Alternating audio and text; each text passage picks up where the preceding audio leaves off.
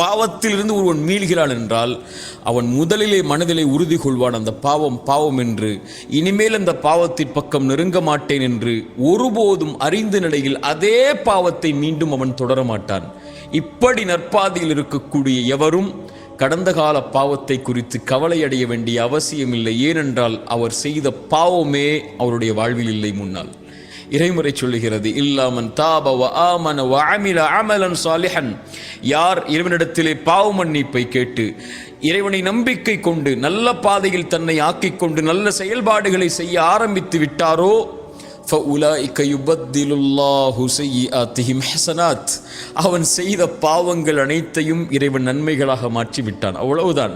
அவன் செய்த பாவங்களுடைய சுவடே அவன் வாழ்வில் கிடையாது. பாவ மன்னிப்பை கேட்டு, இறைவா என் பாவத்தை மன்னித்து விடு, இப்படி அநீதம் செய்திருக்கிறேன், இப்படி குற்றம் செய்திருக்கிறேன், இழிவடையக்கூடிய பாவங்களை கூட சுமந்திருக்கிறேன், யா அல்லாஹ் நான் மனிதன், பலகீனமானவன், என்னை மன்னித்து உன் இறைவனிடத்திலே வந்தால் இறைவன் முதலிலே அவனை அழைத்து அரவணைத்துக் கொண்டு அந்த பாவத்தை முதலிலே மறைக்கிறான்.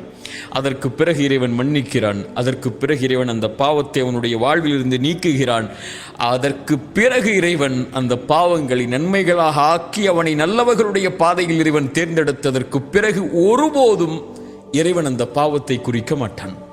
அவன் இந்த உலகத்தில் இருந்தாலோ அல்லது மறுமையில் எழுப்பப்பட்டாலோ பாவ மன்னிப்பு கேட்கப்பட்ட பாவம் ஒரு காலும் இறைவனிடத்திலிருந்து கேள்வியாக வராது.